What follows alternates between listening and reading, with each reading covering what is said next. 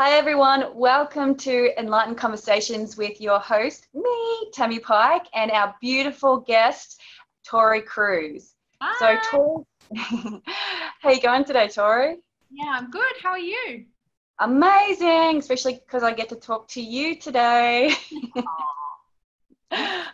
So I've asked Tori to come on here today because she is an amazing human being. She's also helped me with a lot of things within my business and myself personally and spiritually.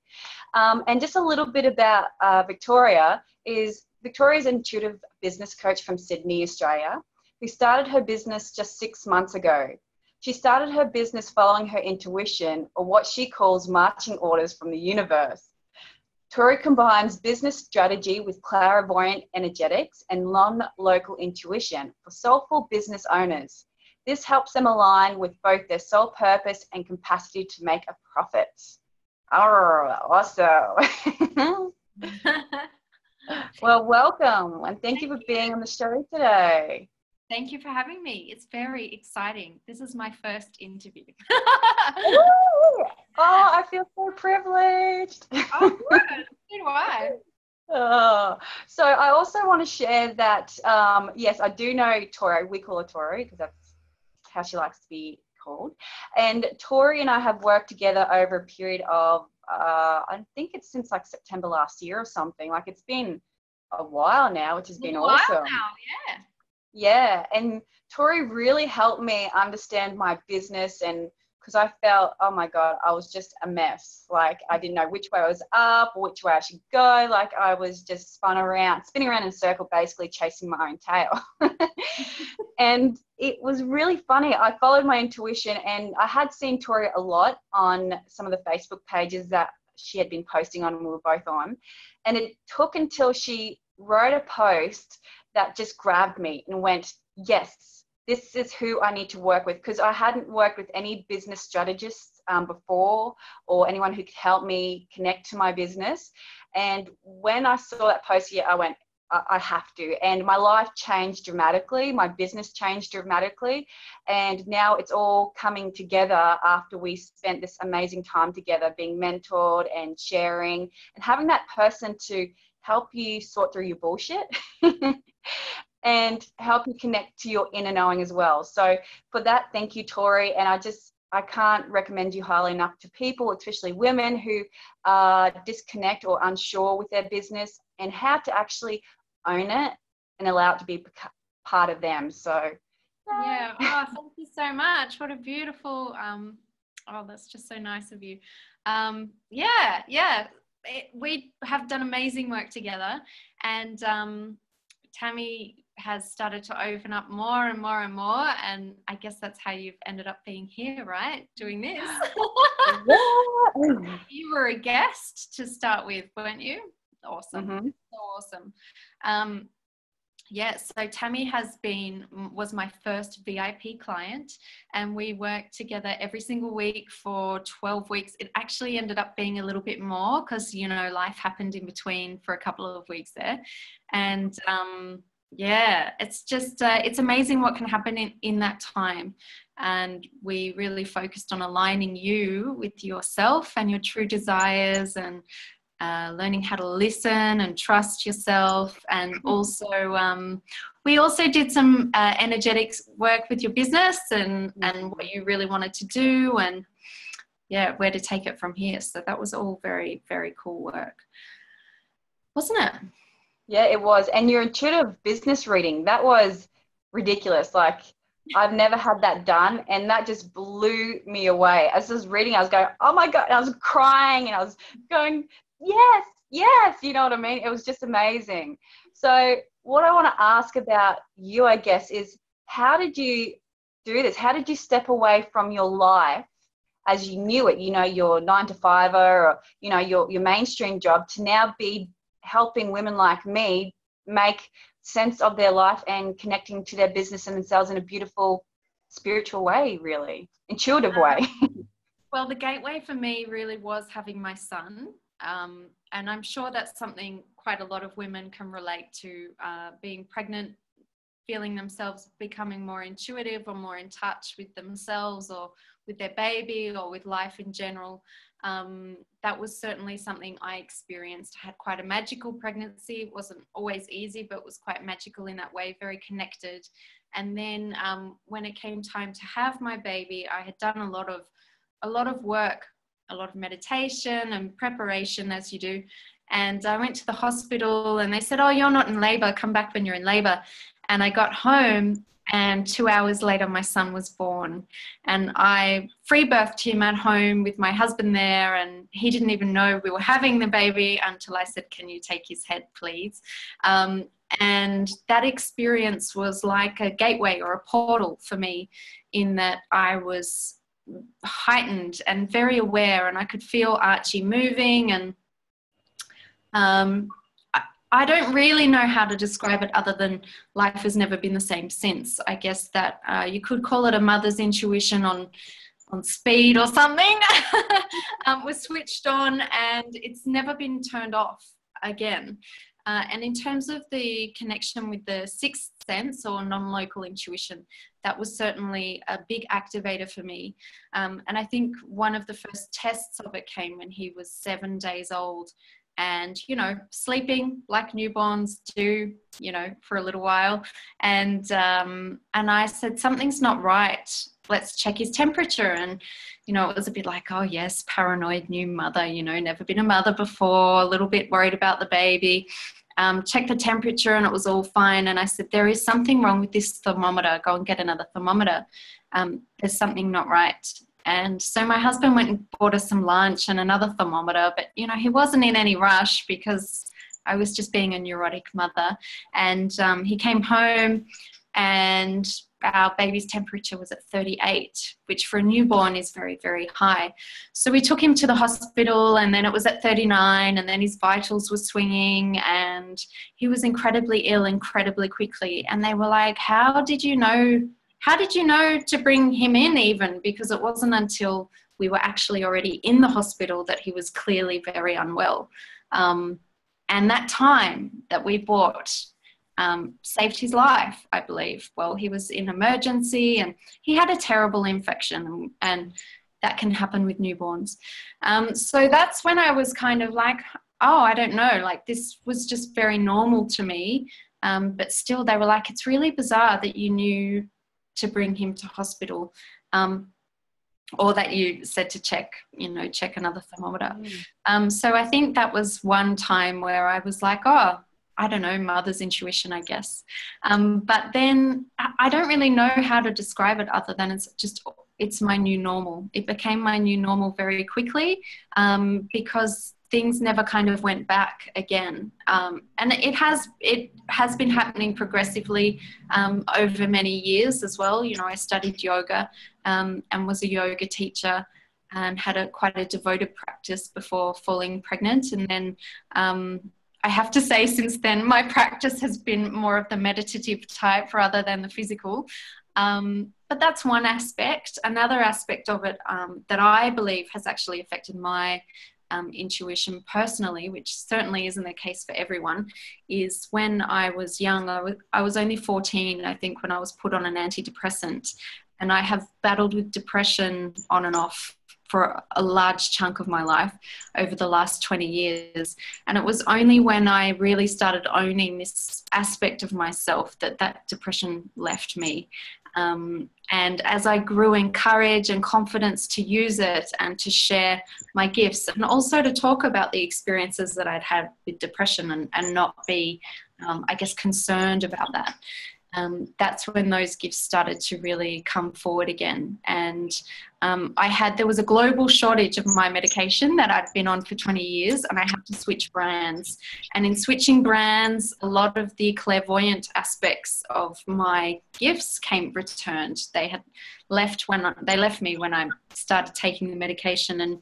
And I didn't think anything of it at the time because I was 13 and didn't really think much of it or understand any of it. But in this new context and being older and all of that sort of thing, I was like, oh, that's all it is. And I was no longer so perturbed by it, I guess. So I guess they're the two main elements of my intuitive work is the non-local intuition, which for those who don't know, that's actually, it's what we'd call the sixth sense. It's not through the senses, whereas clairvoyancy is where you essentially see things that other people don't see.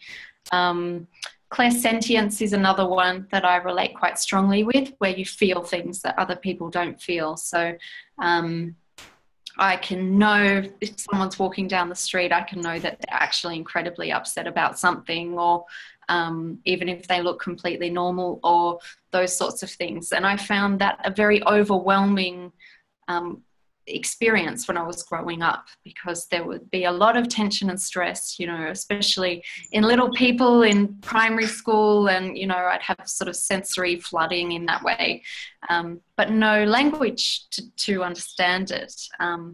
So I do think that had a lot to do with my sensitivities and the shutting down that kind of happened when I was younger. There you go. So I could just talk all day. I don't even need you to say anything, Tammie. That's fine. I'm just here to hold space. No, totally.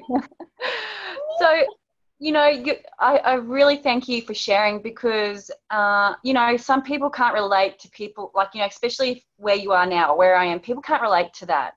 People are going through their own journey, and they think that sometimes when they see someone, they judge a book by the cover and go, oh, you're just this, you're amazing, you already got your life, you know, everything's perfect for you. But it's not. We've had a journey to get to where we are, and it's still not perfect. We're always evolving and growing, but it's about really not judging a book by its cover. It's about understanding we've all had our own journey, and you sharing yours is going to allow people to start understanding that it's okay to share theirs as well, you know, and that's the first thing of connecting back to themselves, isn't it? Yeah, I really think so. And, you know, my whole journey started with an online business, actually started by sharing a blog about my history with depression, and it was Are You Okay Day 18 months ago now, and I wrote a blog about it, and because there'd been a suicide, I'd heard a story about a suicide around Are You Okay Day, and I was just like, I got really fired up. I was like, this has to change. You know, more young people are dying now of suicide than from anything else. This is ridiculous. And I wrote this blog post about my experience in the hope that someone else who, you know, might see me or might see my Facebook profile and make assumptions, say, could then hopefully come across this blog and realize that, you know, things aren't always as they seem. And I told my story and shared it on Are You Okay Day. And I have a lot of cousins, and I asked my family to share the post around, and it did incredible things overnight, basically online. And people started writing to me saying, you know, I've never heard it described that way. I have a family member with depression, and I've really struggled to understand it, but now I do, and things like that. And those responses really made a huge difference to me. And I realized how much energy I was consuming holding up that mask of you know, always being shiny, happy Tori. And I am a very expressive person, and I am naturally a very joyful person. But I didn't experience depression so much as sadness, but as exhaustion and fog. And so for me, I would just work extra hard, you know, to get through the fog. So people rarely saw it as sadness. Those in my family did. Anyway, so I talked a lot about that, and people really related to it. And having that response and that feedback and that acceptance around something that I had subconsciously hidden for 20 years just freed up so much energy, and I felt so much better. And you know, all of this, the component of depression that is depressed expression, if you like, was released, and it wasn't even an issue anymore. And it was this weird thing. Now that I kind of come out of the closet about it, it was no longer a problem. And that really started a whole wave for me of being an open book, if you like, and the same person for all people. And that really started my journey in my online business, because I was in a Facebook group called the Heart-Centered Soul-Driven Entrepreneurs, run by Natasha Corbin. And there's, I think, 17,000 women in that group now. But at the time when I joined, there were about 2,000, which still seemed like a lot of people. And it was through the comment of a woman named Swapna Thomas, and she's a content queen. She has her own Facebook group called Bossy Girls in Business. It was her kindness to me via a private message, and she offered some useful suggestions, and I published that blog. And I'd never met Swapna. She lives in India. I've still never got to hug her. I will one day. But this woman touched my life from the other side of the globe. And then I shared the blog post in the group, and the response was amazing. And I just felt like I really belonged somewhere, and was heard and seen. And I knew I wanted to run my own business, and I'd always been really passionate about business strategy. But I did have a little birdie in my head say, Tash Corbin's already doing it, and she's already doing it really well. The world does not need you in this way. And I kind of shut that down for a little while at least. And then I started doing intuitive work and readings, and initially it was just as I guess it was written sessions, and it was more like life coaching, if you like, because people would write to me about anything. And I told myself I wouldn't tell anyone. I just wouldn't tell anyone. I'd just keep it in this group, and I'd do it for people, and I'd see where it goes. And the response I got was pretty phenomenal. And that was last April. I saw on Facebook the other day, I had saved a shout out post where I had shout outed to all the people I had done a free reading for to test my skills and my abilities. And that was last April in 2016. And look where we are now. Now I have a business run solely on my intuition, and I combine it with business strategy and help women align to their soul purpose and also their profit streams and their markets, so that everything's in nice alignment. And we look at the energetics of that and the mindset stuff, as well as the strategy and the implementation. And I love it. I feel so free and like I never have to work again, Yeah. I can just be me and do what comes naturally. But I think that's the thing. A lot of women are so naturally good at the thing that they're called to do that they don't even notice that it's a thing and that not everyone can do it. Yeah.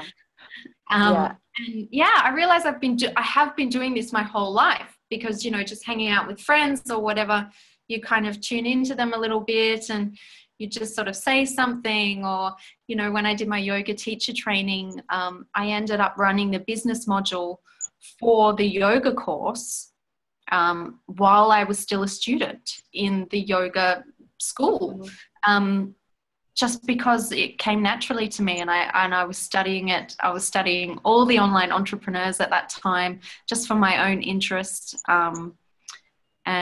So it's really funny how the thing that you're meant to be doing is the thing that you're kind of already doing, even if you're not doing it in the way that you really desire to do it. Or it might be, it's usually right under your nose, but possibly on the other side of a big fat elephant that you don't want to look at. Definitely. Yeah. And it's crazy, like when you stop pushing, stop forcing things to happen, and allow you to be you, I guess. And again, just for me last year, I went into that. I started doing that, and it made a massive change. Like this, I love talking to amazing women. I find it so easy to do, and it lights me up. And I was given this opportunity, like, you know what I mean? And I'm like, oh, it's just too easy. I just love doing it. But this is what I love doing. Exactly. What I'm good at. And that's what you're here to do. What you're here to do, you're good at, and your history has prepared you for, and your predisposition has prepared you for, and your struggles, the things that you've overcome, as well as the things that you're still learning, because we always teach what we need to learn. And it's, it is pretty funny in that way to walk your talk in that way, whereby, I have sessions with clients and working on their business strategy and all of that. And then when it comes to myself, I need mentoring and I need support, because we have our biggest blind spots when it comes to ourselves, you know. And so one of my catch cries, I guess, is to be your first and most important client. And that's one of my catch cries because I need it. You know, everyone needs it, but it's certainly opened the doorway, I guess, for me to explore with clients how they can use their modalities, whether it's in healing or facilitating transformation, whatever modalities and skills they use, to actually use those on the business entity itself and on themselves within their business. And that can really help them to walk their talk as well. But it's a challenge, you know. I think that's why it's a soul journey, or it's a huge personal development exercise to run your own business, because whatever's in your way, you're going to notice.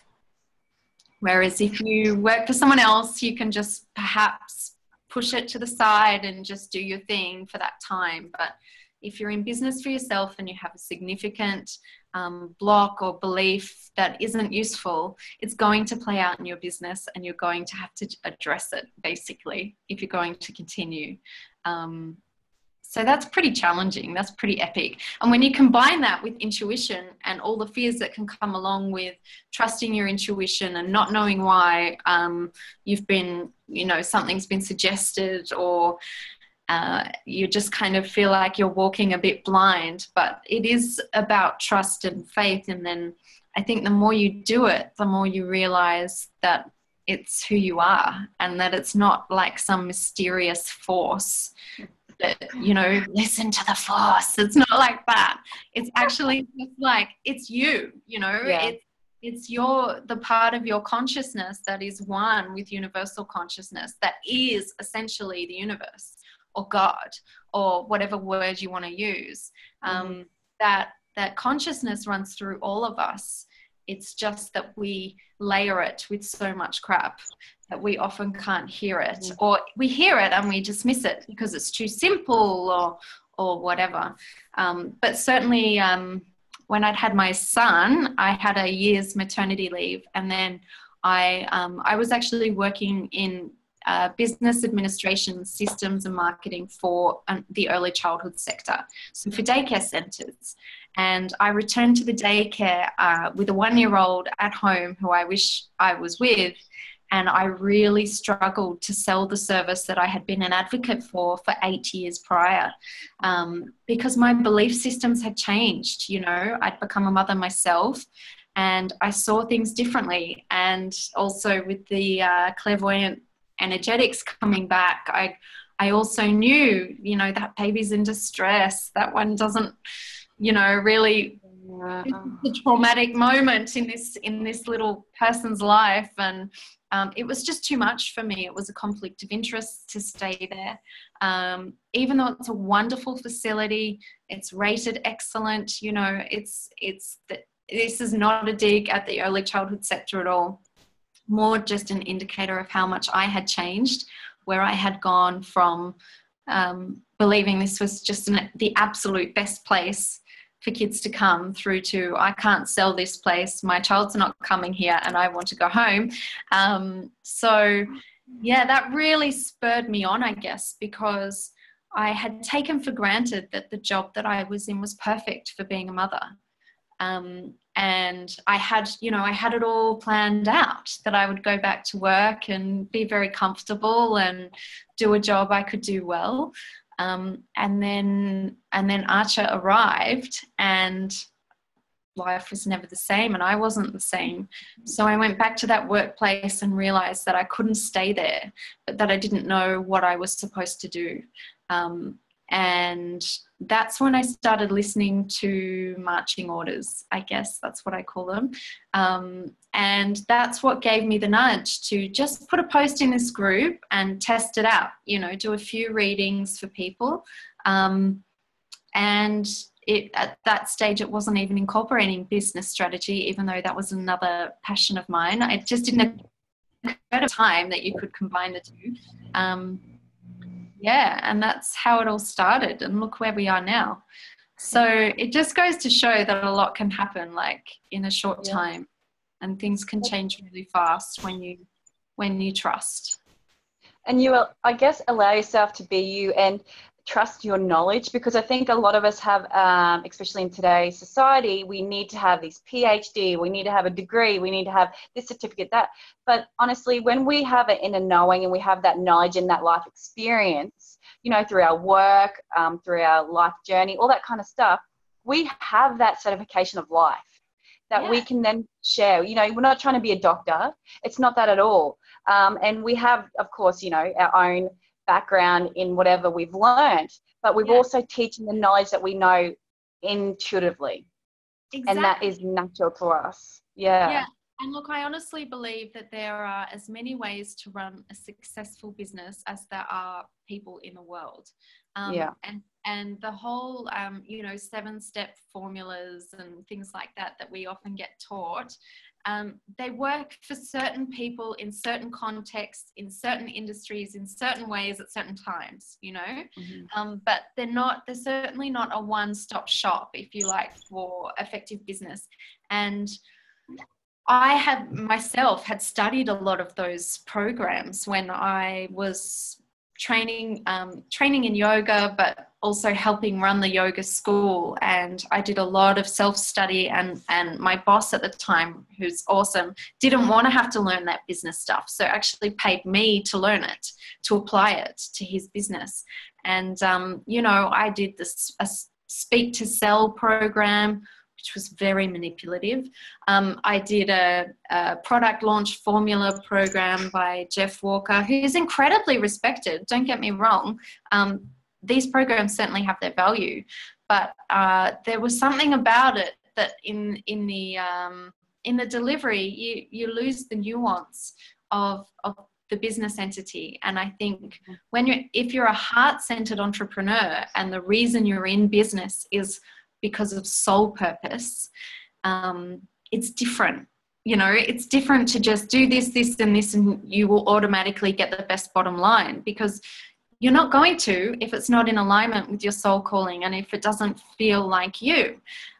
So I guess part of my message is to do it your way, and that is the right way, and to help women learn to trust that and start to listen again to themselves, as well as learn how to meet their market where they are. And, you know, a lot of women fear when going into business, well, if I trust my intuition, what if no one wants it, right? And it's like, well, that's actually a very valid concern. That's not an unfounded fear. But if you look at it as a bridge, say there are 2 pillars. One is your market and their needs and their challenges and what they need help with and all of that. But the other pillar is your soul purpose, you know, is your calling, is your true desires, and what you came here to do this time. So then the business itself builds the bridge between the two and should serve both pillars equally. And if it only serves one and not the other, then the bridge is going to crumble. And I think more often than not, a lot of business programs are focused on the pillar of the market, and a lot of mindset programs are focused on the pillar of the person, but there's not a lot of integration between the two, and how to actually do it. And so working one-on-one with women, and reading their unique energy field and their unique business entities energy field is really exciting for me. And what I do notice is that, especially early on in business, the business entities field is actually just a reflection and an expansion of the person's field. And so it's kind of like this, and then over time, you know, it sort of develops a bit of an umbilical cord, if you like, and this is the business. And then once you get to a certain stage, we hope to build the boundaries between the two so that they're actually 2 separate entities in relationship with each other, rather than having this, you know, like weird kind of 3-year-old business child still attached to you via the umbilical cord and it's completely dependent on you. that's when things can start to get unhealthy as well. So I've worked with a lot of women who have been doing that, you know, still have that kind of unhealthy umbilical cord thing happening after 15 years, you know, and it really is time to build those boundaries so that they can finally nourish themselves through the business as well as for the business. But it is a natural stage. And I would say for me, it's quite interesting to be looking at other people's businesses when my own business is still very much in this stage, you know. So it's interesting. It forces you to examine yourself, because like last week I wrote about business boundaries and I had a group call about it, and you know, I got quite ranty about the importance of business boundaries, and yet here I am still in this stage. And it's like, and it's also like, Tammie will knows about this, when I did a review on people's websites for them, and we had a look at the members of the group's websites and how they could be more effective and how they spoke to their ideal client. And I didn't even have a website yet. And this was partially because I was adamant that I was not going to invest in a website until I definitely had a profitable business model. But the real reason was a fear of visibility, because I hadn't told my family what I was doing. I hadn't told my family that, you know, I was using my intuitive capacity in my work, and that was a really big personal hurdle for me. And we all have those. Oh, that was that actually went fine. I showed them my website and my hands were shaking like this. I was like, so this is my website, and I changed my title because, you know, I was just like shaking. And they were just, mum and dad were just lovely. And they just went, that's great, babe. You know, like totally no big deal. And I'm like, I wonder if they get it. But it kind of doesn't matter, does it? But I think that's one thing that blocks intuition for a lot of women, the need for approval and the looking outside ourselves for the answers or validation. And that's certainly something that I see a lot of women who are quite intuitive or gifted in some way. And I'm certainly still guilty of this myself when it comes to myself. When I'm in session, I'm fine. If I'm serving a client, I'm fine. But if it's about me, I'm less fine. And that is where I receive guidance, and then you kind of look outside yourself, like, show me a sign. Show me that it's right, you know, show me that it's true. And it just doesn't work like that, you know. If you continue to need signs, you're just going to get back more of a need for signs. And it's just, it's interesting when the ego has different opinions, I guess, when it comes to yourself or someone else. So it's certainly been an interesting year. It's been amazing. And like, I've been firsthand, I guess, being able to watch because, you know, the evolution of you and your business, and be part of because you were showing me a whole lot of stuff before you actually were, you know, sharing it with others. And it was amazing, like the whole experience. And now the responses you get is phenomenal, you know. And I think that's another really good tip for other people, is to get connected with groups that have mass amount of same like-minded people, like the Heart-Centered Soul-Driven Entrepreneurs group by Natasha Corbin. Hope I got that right. That's right. And because we have access to so many women that you can ask questions, you can find your ideal client and have conversations with them and interview them. You can, you know, put your offers out there. You can, you know, basically anything. It's structured in a way that it allows us to evolve and connect and grow as well, isn't it?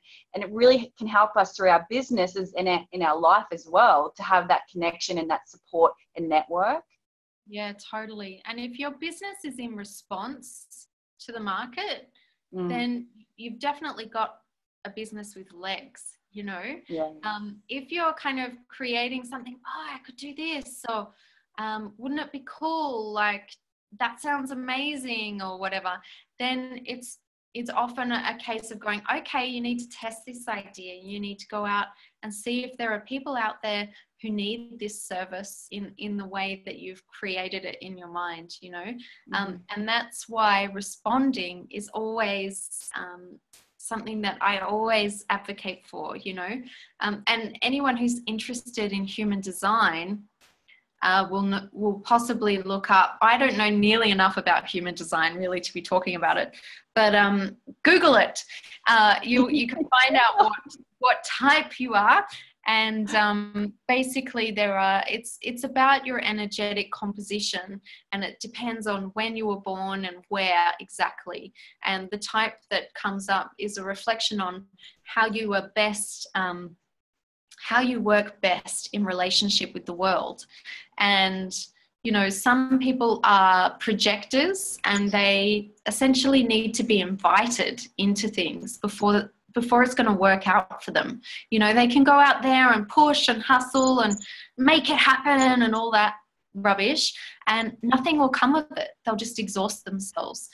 They're much better off observing, listening, staying put, resting, and then when they're invited to speak or invited to do something, then doing it. Other people like me, I'm a manifesting generator, pardon me, which means I'm designed to respond. And so I did this course with Carolyn Southwell, who's an expert on human design, as well as many other things in the area of personal development. You should look her up. She's amazing. So I did this course with her, and was learning about how to respond at the same time as I was developing my business idea and going, okay, I certainly don't intend on staying where I am for very long. And so I made the commitment to simply respond to the market with what I felt to, and to really listen to both the market and to my guidance. And the result is this business, whereby, you know, there are a lot of spirited women and soulful women and people in you know, holistic therapies, or women who actually work with their intuition in their business, but when it comes to applying it on their business, they struggle a bit, you know, like me. Wish I could do my service for myself. I'm working on it. Be your first most important client. So it really evolved out of the two simultaneously, you know, my need to change, which became greater than my desire to stay comfortable, and also what the market was calling for. If you can have your business be in response to what people are asking for, then that's magic. You know, that's when you know that you're being of service in a way that's meaningful to the world as well as to you. And so I think a lot of people look at building one pillar or the other. They're like, I'll just finish this pillar, you know, I'll make sure that people will buy it, and then I'll decide how I feel about it, and I'll decide it's okay because it's making me money. Or they're like, it has to be aligned, it has to feel right, but I'm never going to talk to the market until it's ready, until I've built the ship, you know, and then they'll love it because they have to, kind of thing. And it's like, it just doesn't work that way. It's actually a conversation. And in that way, whenever anyone is stuck, ever, including myself, I say, start where you are. Who's already around you who needs something that you can do? And, you know, who do they know who could also benefit from what you're already doing? So there are two strands to that. And that way you build and you expand where you already are, rather than trying to be over there, which a lot of us spend a lot of time doing that, especially with FOMO and, you know, looking at what other people are doing and going, oh my God, she's so amazing. I'm never going to do that. And, you know, we spend so much energy doing that. Yeah. It doesn't serve anyone. It certainly doesn't serve yourself. It doesn't serve you know, the divine or the universe, and because you're wasting your energy that could be focused on something productive, and it doesn't serve the people who need you, who are actually still waiting for you to come to the party. it's like one of my mentors said to me, you know, you keep being amazed by the development of your intuitive gifts and what you're able to do now. But in the meantime, we're all just here going, yeah, and get on with it. Like, you know, about time kind of thing. Yeah. And staying in that kind of amazement or small state for too long doesn't serve anyone. And it has you focusing on the wrong things too. Because, definitely. yeah, intuition's great, but it's not everything, you know. No, definitely not. It's Yeah. incorporating all of that. I guess, you know, once you have that intuitive feeling, it's using your knowledge to then, you know, further that where you're wanting to go, what you're wanting to do, all that kind of stuff. It's not just going, oh, I know now. Yeah. You know what I mean? Like you have to incorporate real life stuff into that, into you know, achieving what it is that you're being guided to do. And I feel Yeah, no, sorry, you go. I've talked enough. No, well, you've got so much to say. That's fantastic. But all I was going to say is with our journey, I guess we can get stuck and we stop because we get stuck with our junk. We get stuck with our, you know, our blocks and the elephant and all that kind of stuff. And the way to get out of it, the way is to find someone who can mentor you, who can help you. Again, remove yourself from that step, someone who's removed from you and can see in and can help you guide you, following yourself as well, to where you need to be. You know what I mean? Like what do you think? You know, it's imperative, I think, for women, especially in business and soulful business, to have a mentor that they can rely on and have that relationship with. Absolutely. And to have that, I guess I call them islands in the sea.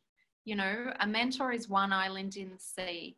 Other islands are your personal practice, whatever that is, you know, whether it is, you know, dancing in the bush under a rising sun, or if it's doing your yoga practice, or if, you know, you've got 8 kids hanging off you and your personal practice is simply 5 minutes of breathing. It doesn't actually matter what it is or what form it takes. And it's also really quite important that we don't get too hung up on the form and allow that to become a hook for neuroses or an obstacle in and of itself, which a lot of devoted practitioners can do.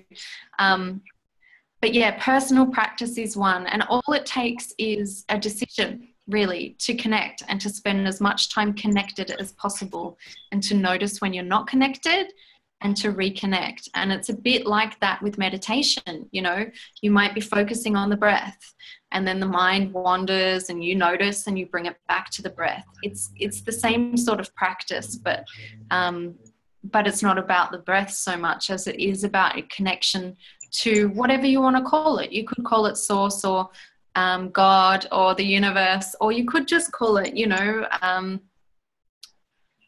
a universal consciousness or whatever it is. The language, again, isn't important, and often we get hung up on the language or the terminology, or whether it's through yoga or whether it's through, you know, Buddhist meditation or transcendental meditation or I don't know, like another religion, or, you know, there are all these different pathways to the same place, and that place is within you, and it's also outside of you. It's what we're all made of. So it's not inaccessible because it's who you already are. It's just about forgetting some of the things that we think are real and allowing ourselves to be with our truth for that moment, and to do that more often for more moments. You know, even I forget who it was that said it. Oh gosh, I wish I could remember. Someone said, you know, enlightened people aren't enlightened. They just have more enlightened moments than others. And it's kind of like that. And the more that you do it and the more you go, okay, I might not know anything about my future life or my future self, but I can ask myself or the universe, same thing, what's the next step? And I will get an answer, and I can argue with it all I like, or I can rationalize my way out of it. But I do get an answer. And it really can be that simple about knowing what's right for you, even if you don't know why. or and about honoring that, you know. And the more you do it, it's a bit like a muscle. You get more practiced at it, and I think you get more comfortable with being uncomfortable, which is you know, in terms of my studies, to me, that's yoga. You know, that's a state of yoga when you come into union with all that is, and you're in that state of oneness. And as part of being in this human body, in this experience, in this lifetime, you get more comfortable with being uncomfortable, and you learn to expand into those situations. And then you can be anyone.